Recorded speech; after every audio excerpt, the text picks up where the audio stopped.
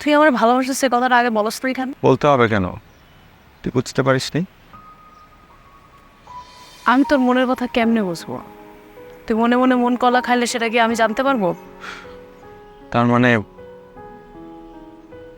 তোকে আমার ডিরেক্টলি বলা উচিত ছিল যে আমি তোকে অবশ্যই।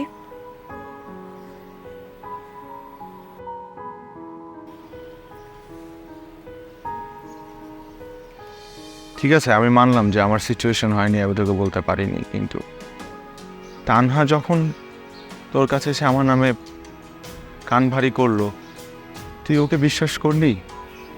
তানহা যখন আমার উল্টাপাল্টা কথা বললো, তুই এসে আমার কইতে পারলি না যেগুলো উল্টাপাল্টা কথা?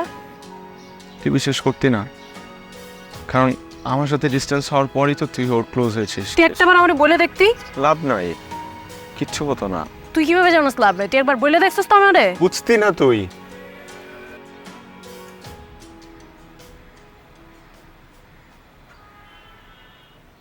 আমি তোকে অনেকবার বোঝানোর চেষ্টা করেছি যে আমি তোকে ভালোবাসি,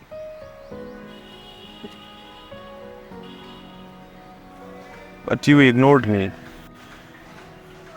তুই অন্য মেয়েদের সাথে ইনভলভ হয়ে গিয়েছিলি। ওই মোমেন্টে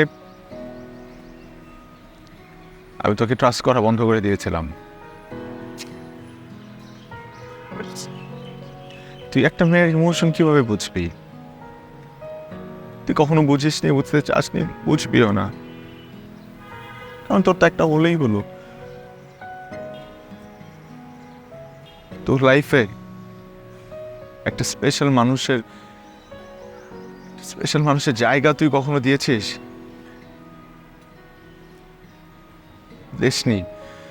দেশনি তুই।